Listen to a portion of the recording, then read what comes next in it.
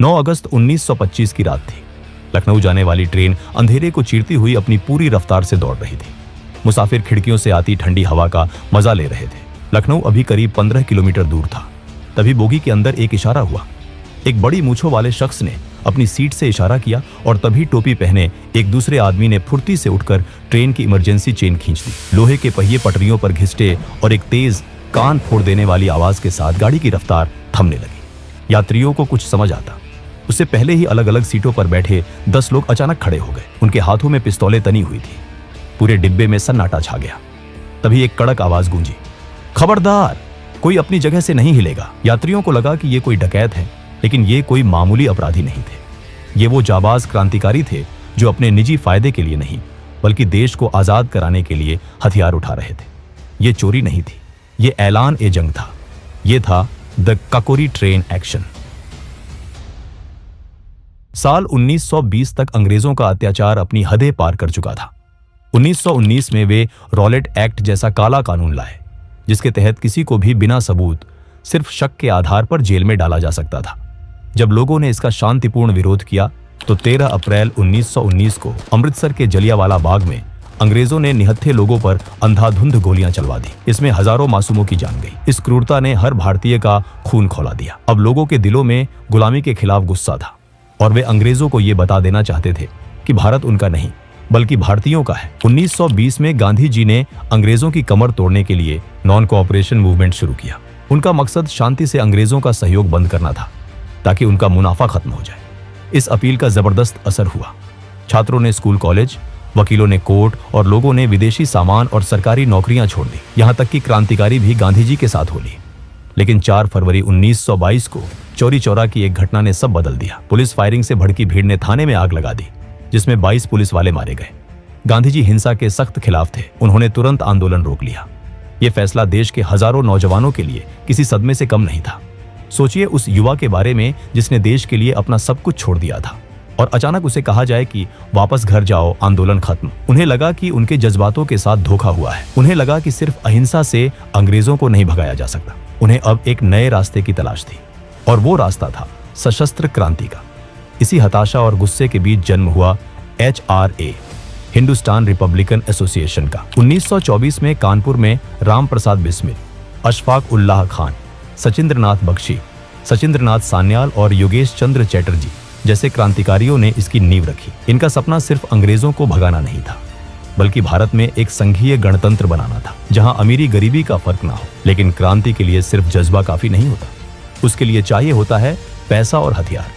और यही से शुरू होती है काकोरी की असल कहानी। HRA को अपनी क्रांति जारी रखने के लिए पैसों की सख्त जरूरत थी। उन्हें हथियार खरीदने थे, खास तौर पर जर्मन माउजर पिस्तौलें जो उस समय की बेहतरीन गन मानी जाती थी।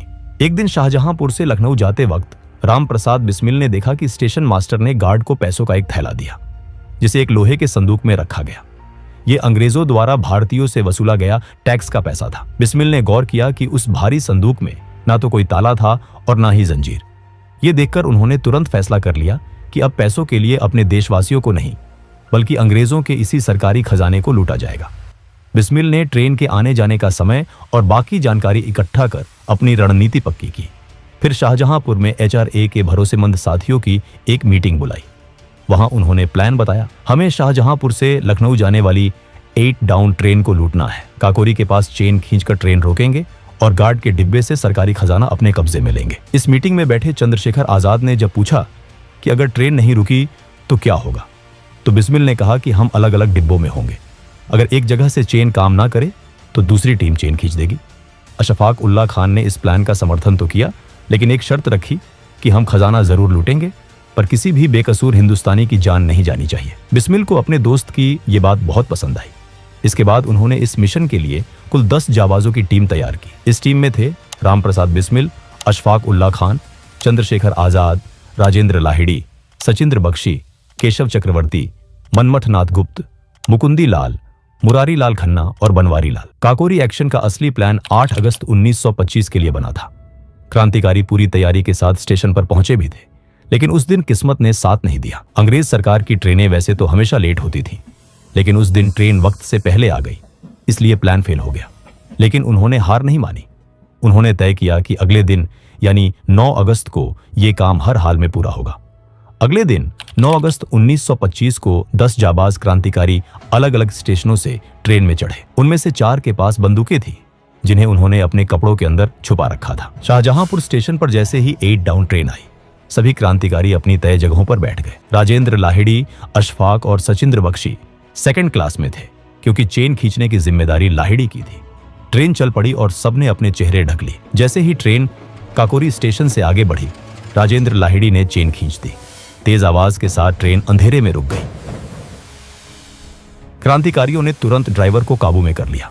यात्रियों को घबराता देख बिस्मिल ने भरोसा दिलाया और कहा, डरिए मत, हम सिर्फ सरकारी खजाना लेने आए हैं, आपकी जान या सामान को हाथ भी नहीं लगाएंगे, आप लोग अपनी सीटों पर बैठे रहें। बिस्मिल, अशफाक और आजाद ने गार्ड को काबू में कर लिया, लेकिन वो ये देखकर हैरान होते हैं कि संदूक में तो ताला लगा है। संदूक बहुत भारी था, इसलिए उसे वहीं तोड़ना जरूरी था। अशफाक ने पहले पत्थर से कोशिश की, फिर कामयाबी न मिलने पर अपनी बंदूक मनमथनाथ गुप्त को थमा दी और हथौड़े से ताला तोड़ने में जुट गए। बाकी साथियों ने अलग अलग जगहों से हवाई फायरिंग शुरू कर दी ताकि लोगों को लगे कि हमलावरों की तादाद बहुत ज्यादा है। ये चाल कामयाब रही। डर के मारे ट्रेन में मौजूद पुलिस वाले और अंग्रेज अफसर भी अपनी सीटों से हिलने की हिम्मत नहीं कर सके। सब कुछ प्लान के मुताबिक चल रहा था, लेकिन तभी एक ऐसी अनहोनी हुई जिसने इन क्रांतिकारियों की किस्मत बदल दी। ट्रेन काफी देर से रुकी थी तो अहमद अली नाम के एक मुसाफिर अपनी पत्नी का हाल लेने महिला डिब्बे की तरफ बढ़े। मनमथनाथ गुप्त, जो उस समय काफी कम उम्र के थे, उन्हें गलतफहमी हुई कि कोई हमलावर आ रहा है। राम प्रसाद बिस्मिल समझ गए थे कि वो एक आम आदमी है, लेकिन इससे पहले कि वो मनमथ को रोक पाते, घबराहट में गोली चल गई। अहमद अली की मौके पर ही मौत हो गई। ट्रेन में सन्नाटा छा गया। मनमथ अपनी गलती पर फूट फूट कर रोने लगे। बिस्मिल ने उन्हें किसी तरह चुप कराया। उनका उसूल था कि किसी हिंदुस्तानी की जान नहीं जानी चाहिए, लेकिन जो हो चुका था उसे बदला नहीं जा सकता था। वक्त कम था, इसलिए बिस्मिल ने तुरंत ध्यान काम पर लगाया। अशफाक से संदूक का ताला नहीं टूट रहा था, तो बिस्मिल ने खुद हथौड़ा उठाया और पूरी ताकत से वार करके ताला तोड़ दिया। अंदर से करीब 8,000 रुपये मिले, जिनकी कीमत आज लाखों में होगी। तभी सामने से पंजाब मेल ट्रेन आती दिखाई दी, लेकिन किस्मत से वो ट्रेन बिना रुके निकल गई। जल्दी जल्दी पैसे चादरों में बांधकर वो सब वहां से भागे। गोमती नदी के किनारे चलते हुए वो लखनऊ पहुंचे और रात एक पार्क में पेड़ों के नीचे गुजारी। अगली सुबह वो देखते हैं कि अखबारों में ये खबर आग की तरह फैल चुकी थी। उन 10 साथियों ने आखिरी बार एक दूसरे को देखा और चुपचाप भीड़ में गायब हो गए। काकोरी की घटना की खबर जंगल में आग की तरह पूरे देश में फैल गई। लोगों को सबसे अच्छी बात यह लगी कि क्रांतिकारियों ने सरकारी खजाने के अलावा किसी आम मुसाफिर का एक पैसा भी नहीं छुआ था। ये अंग्रेजों के लिए सिर्फ धन की हानि नहीं थी, बल्कि उनकी सत्ता पर एक करारा तमाचा था। ब्रिटिश सरकार समझ गई थी कि अगर इन क्रांतिकारियों को तुरंत नहीं रोका गया तो बगावत की ये आग पूरे देश में फैल जाएगी। क्रांतिकारियों को लगा था कि उन्होंने पीछे कोई सबूत नहीं छोड़ा, लेकिन जल्दबाजी में एक चादर वहीं छूट गई। उस चादर पर धोबी का निशान लगा था। पुलिस उस निशान के जरिए शाहजहांपुर के धोबी तक पहुंची और वहां से पता चला कि वो चादर किसी और की नहीं, बल्कि राम प्रसाद बिस्मिल के घर की थी। सरकार ने तुरंत इनामों की घोषणा कर दी।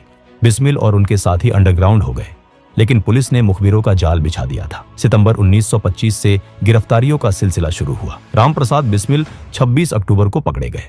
धीरे धीरे पूरा संगठन पुलिस की गिरफ्त में आ गया। सबसे दुखद बात यह रही कि इनमें से कई गिरफ्तारियां अपनों की गद्दारी की वजह से हुई। अशफाक उल्लाह खान, जिस बचपन के दोस्त के घर छिपे थे, उसी ने इनाम के लालच में पुलिस को खबर दे दी। लेकिन एक शेर था जो पुलिस के हाथ नहीं आया।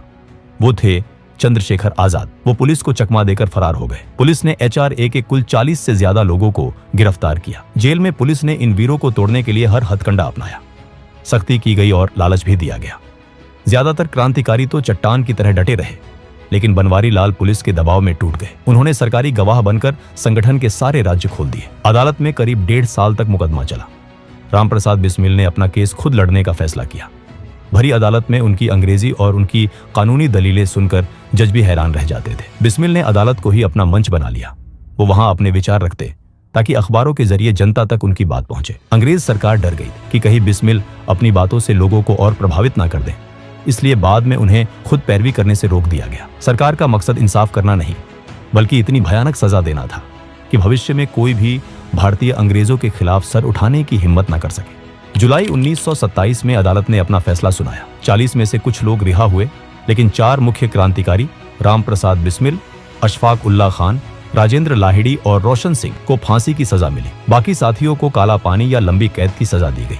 देश भर में इसके खिलाफ प्रदर्शन हुए और रहम की अपील की गई, लेकिन अंग्रेजों को जनता में खौफ पैदा करना था, इसलिए उन्होंने सारी अपीलें ठुकरा दी। सजा सुनाए जाने के बाद और फांसी के बीच का जो वक्त था वो बहुत भावुक था। राम प्रसाद बिस्मिल एक कट्टर आर्य समाजी हिंदू थे और अशफाक उल्ला खान एक पक्के नमाजी मुसलमान, लेकिन इन दोनों की दोस्ती ने सांप्रदायिक सौहार्द की ऐसी मिसाल कायम की जो आज तक दी जाती है। बिस्मिल अक्सर मजाक में अशफाक से कहते थे, तुम तो मुसलमान हो, तुम्हें तो जन्नत में हुरें मिलेंगी, हमें क्या मिलेगा। इस पर अशफाक हंसते और कहते, पंडित जी, अगर जन्नत में आप नहीं होंगे तो वो जन्नत किस काम की। जेल से अपनी आखिरी चिट्ठी में बिस्मिल ने देशवासियों से अपील की थी, अगर मेरी मौत से कुछ हासिल हो सकता है तो वो हिंदू मुस्लिम एकता होनी चाहिए। अशफाक ने भी लिखा कि वो खुशनसीब है कि देश के लिए फांसी पर चढ़ने वाले पहले मुसलमान बन रहे हैं। मर्सी पिटिशंस खारिज हो चुकी थी, ब्रिटिश सरकार खून की प्यासी थी। गांधी जी पर भी आरोप लगते हैं कि उन्होंने इन क्रांतिकारियों को बचाने के लिए उतना जोर नहीं लगाया जितना बाद में भगत सिंह के लिए या इरविन समझौते के समय लगाया था। दिसंबर 1927 का वो सर्द महीना आ गया। सरकार को डर था कि अगर सबको एक जगह फांसी दी गई तो जनता भड़क सकती है, इसलिए सबको अलग अलग जेलों में भेजा गया। राजेंद्र लाहिड़ी को तय तारीख से 2 दिन पहले ही 17 दिसंबर को घोड़ा जेल में फांसी दे दी गई। वो हंसते हुए फांसी पर झूल गए। राम प्रसाद बिस्मिल को 19 दिसंबर गोरखपुर जेल में फांसी दिया गया। जब जल्लाद ने पूछा कोई आखिरी ख्वाहिश, तो वो बोले, मैं ब्रिटिश साम्राज्य का विनाश चाहता हूं। फिर जोर से वंदे मातरम और जय हिंद का नारा लगाकर फंदे को चूम लिया। अशफाक उल्ला खान को 19 दिसंबर फैजाबाद जेल में फांसी दी गई। इन फांसियों ने आंदोलन को खत्म नहीं किया, बल्कि उसमें घी डाल दिया। HRA खत्म हुआ तो उसकी राख से HSRA, Hindustan socialist Republican association का जन्म हुआ। चंद्रशेखर आजाद ने भगत सिंह, सुखदेव और राजगुरु के साथ मिलकर मशाल थामी और इनकलाब का नारा बुलंद किया। सालों तक अंग्रेजों को चकमा देने के बाद 27 फरवरी 1931 को इलाहाबाद के अल्फ्रेड पार्क में पुलिस से घिर जाने पर आजाद ने अपनी पिस्तौल की आखिरी गोली खुद को मार ली। वो जीते जी कभी अंग्रेजों के हाथ नहीं आए और आजाद ही दुनिया से विदा हुए। काकोरी एक्शन आजादी की लड़ाई का वो मील का पत्थर साबित हुआ जिसने अंग्रेजी हुकूमत की जड़ें हिला दी थी। आज काकोरी का शहीद स्मारक हमें याद दिलाता है कि 1947 की आजादी की नींव इन वीरों के बलिदान पर ही टिकी है। दोस्तों, अगर वीडियो पसंद आया हो तो वीडियो को एक लाइक जरूर करें और चैनल को भी सब्सक्राइब जरूर करें। हम ऐसे ही वीडियो हर हफ्ते लाते रहेंगे। तब तक के लिए जय हिंद।